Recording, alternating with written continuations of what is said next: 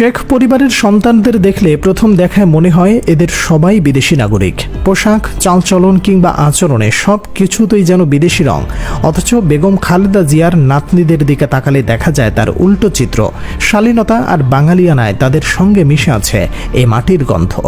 দুই পরিবারের নাতনিদের মধ্যে সবচেয়ে স্পষ্ট পার্থক্যটা চোখে পড়ে সাইমা ওয়াজেদ পুতুলের মেয়ে আমরিন খন্দকার সামন্তী এবং তারেক রহমানের মেয়ে জাইমা রহমানের মধ্যে। সম্প্রতি সামন্তীর কিছু ছবি ভাইরাল হয় সামাজিক যোগাযোগ মাধ্যমে, যা দেখে নাক সিটকাননি এমন মানুষ খুঁজে পাওয়া ভার। কুৎসিত এবং অদ্ভুত সব সাজ পোশাক স্টাইলের জন্য তাকে ঘিরে তৈরি হয়েছে নানা ট্রল ও সমালোচনা।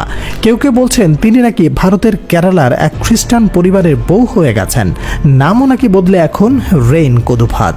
অথচ জাইমার আচরণ, কথা বলা, চলাফেরা সব কিছুতেই বাঙালিয়ানার ছাপ স্পষ্ট। শুধু রূপে বা গুণে নয়, যোগ্যতাতেও অনেক এগিয়ে তারেক রহমানের কন্যা জাইমা রহমান। লন্ডনের ঐতিহ্যবাহী কুইন মেরি ইউনিভার্সিটি থেকে আইন পড়ে ব্যারিস্টার হয়েছেন। রাজনীতির বাইরে থেকেও তাকে নিয়ে কম রাজনৈতিক কটাক্ষ চালানো হয়নি, কিন্তু সেসব কখনোই তিনি পাত্তা দেননি। শুধু জাইমা রহমান নয়, আরাফাত রহমান কোকোর দুই মেয়ে জাফিয়া ও জাহিয়া, তাদের জীবনেও আছে শালীনতার সবকিছু।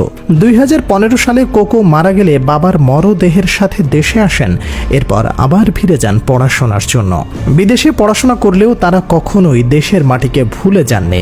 বিভিন্ন উৎসবে কিংবা উপলক্ষে দেশে এসেছেন, দাদির সঙ্গে ঈদ করেছেন, কখনো হাসপাতালে গিয়ে পাশে থেকেছেন। ওদিকে শেখ পরিবারের আরেক সন্তান শেখ সজীব ওয়াজেদ জয়ের একমাত্র মেয়ে সোফিয়া ওয়াজেদ জয় বড় হয়েছেন যুক্তরাষ্ট্রে। 2002 সালে জয়ের বিয়ে হয় মার্কিন নাগরিক ক্রিস্টিনার সঙ্গে, সেখানেই সোফিয়ার জন্ম। পরবর্তীতে জয় ও ক্রিস্টিনার বিচ্ছেদ হয়েছে, কিন্তু সোফিয়া আজও যুক্তরাষ্ট্রেই থাকেন। তার জীবনে বাংলাদেশের সংস্কৃতি বা শেকড়ের টান খুব একটা দেখা যায় না।